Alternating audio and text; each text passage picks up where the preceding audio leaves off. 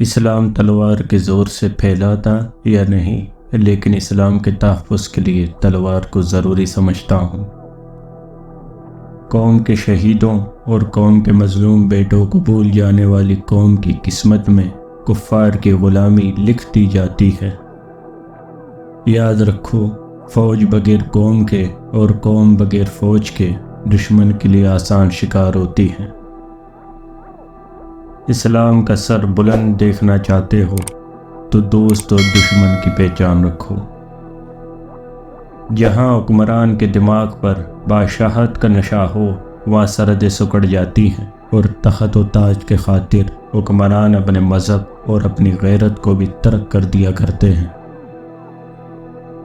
عورت اور شراب جب مسلمانوں کی تلوار کے پاس جائے تو لوہے کا ٹکڑا بن جاتی ہے۔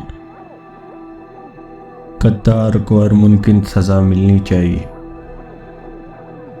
قرآن نے آپ کو یہ اصول دیا ہے کہ اگر جنگ ہے تو لڑو، اور اگر جنگ نہیں تو جنگ کی تیاری کرو۔ ہمارے زوال کی بنیاد تاج کا نشہ اور جواہرات کی محبت ہے۔ مجھے نہیں معلوم کہ اسلام تلوار سے پھیلا یا اخلاقیات سے، لیکن میں اچھی طرح جانتا ہوں کہ اسلام کی حفاظت کے لیے تلوار کی ضرورت ہے۔ جب حکمران اپنی جان کی حفاظت کو ترجیح دینے لگے تو ملک و قوم کی آبرو کی حفاظت کرنے کے قابل نہیں رہتے۔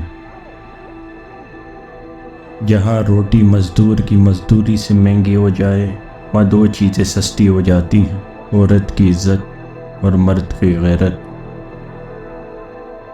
میں دیکھ رہا ہوں کہ خطہ فلسطین ہمیشہ خون میں رنگا رہے گا۔ اگر آپ ایک باوقار قوم کی طرح رہنا چاہتے ہیں تو اپنی روایت کو مت بھولیں۔ مجھے لاکھوں عیسائیوں اور ان کی تلواروں سے خطرہ نہیں ہے، مجھے ان مسلمانوں سے خطرہ ہے جو شراب کی پیالیوں میں ڈوب گئے ہیں۔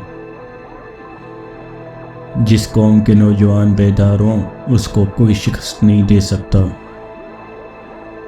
ایک جاسوس دشمن کے پورے لشکر کو شکست دے سکتا ہے، اور ایک غدار اپنی پوری قوم کو نیچا دکھا سکتا ہے۔ صلیبی اور یہودی ہر دور میں فوج اور ملت اسلامیہ کے درمیان دشمنی پیدا کرنے کی کوشش کریں گے۔ اسلام کے محافظ شراب کے نشے میں ڈوب گئے اور پاسبانوں نے خود کو اپنے گھر میں قید کر لیا ہے، اور عورتیں ان کی قدموں کی زنجیر بن چکی ہیں۔ حکمران اپنی حکومت کی حفاظت کرتا ہے اور مجاہد اپنے ملک کی حفاظت کرتا ہے۔ آزادی کا درد غلامی کے درد سے بہتر ہے۔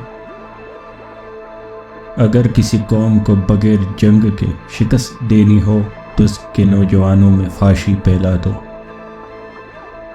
زندگی ضرورت کے مطابق گزارو، خواہش کے مطابق نہیں۔ شیر کو کوئی فرق نہیں پڑتا کہ گیدڑ کیا سوچتا ہے۔ حکمران جب اپنی جان کی حفاظت کو ترجیح دینے لگے تو ملک و قوم کی آبرو کی حفاظت کے قابل نہیں رہتے۔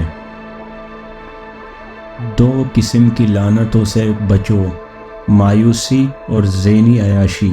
انسان پہلے مایوس ہوتا ہے، پھر ذہنی عیاشی کے ذریعے راہ فرار اختیار کرتا ہے۔ عورت اچھے بھلے مرد کو اندھا کر کے رکھ دیتی ہے۔ جس قوم کے شاعر بھی وظیفہ خور ہوں، اس قوم کے لیے ذلت و رسوائی ہے۔ اگر تم ہر ظلم پر غصے سے کانپتے ہو تو تم میرے ساتھیوں میں سے ہو۔ سلطنت اسلامیہ کی کوئی حد نہیں۔ تم نے جس روز اپنے آپ کو اور خدا کی اس عظیم مذہب اسلام کو سرحدوں میں پابند کر لیا، اس روز سے یوں سمجھو کہ تم اپنے ہی قید خانے میں قید ہو جاؤ گے، پھر تمہاری سرحدیں سکڑنے لگیں گی۔